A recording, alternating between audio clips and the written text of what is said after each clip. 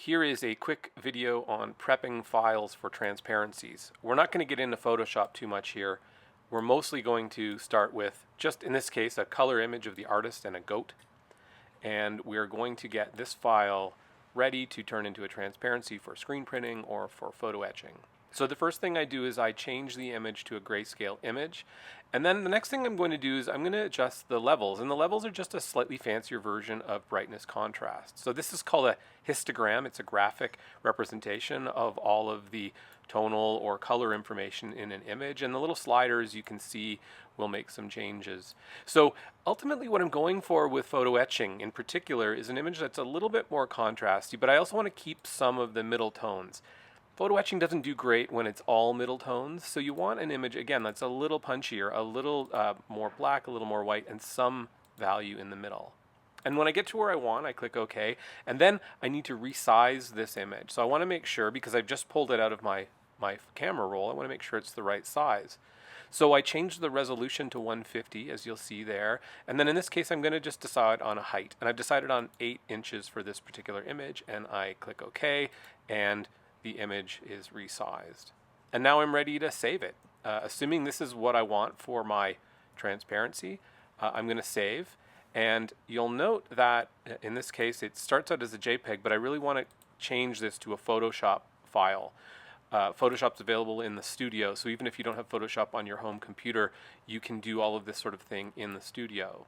So you save it as a Photoshop file, and what that does is it maintains a bunch of information related to the image that is lost when you turn it into a JPEG.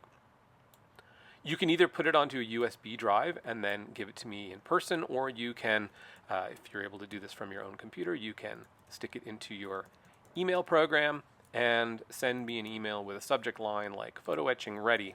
And then you can write hello and here's my image. And most importantly, this next little bit here where you say something like my image is in grayscale and it's the size that I want, and you even give me a hint about what the size is. In this case, it's about 8 inches tall. This helps me to know that when I open up your file that it is exactly what you had intended for it to be. And if it looks off to me, I can check in with you.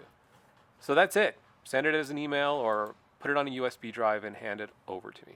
One of the things you can do in Photoshop is use text, and text can make a real impact in your image, whether it's a photo etching or a screen print or photopolymer.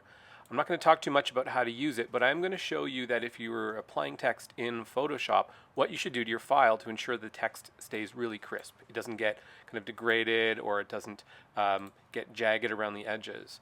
And so you'll see here I've used the text tool and I've added my text and I resized it and I positioned it where I wanted it.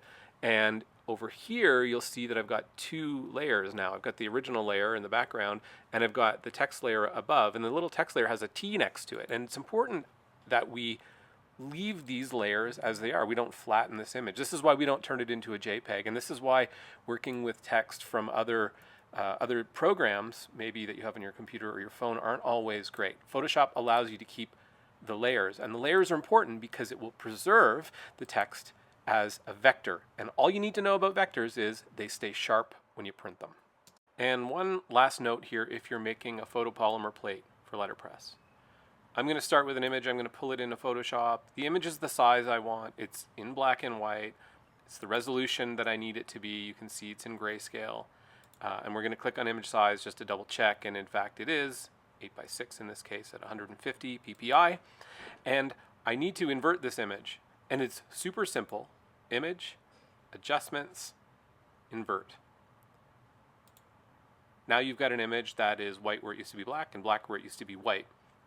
This is important because in Photopolymer Letterpress, as you know, you need a negative in order to make the printing plate.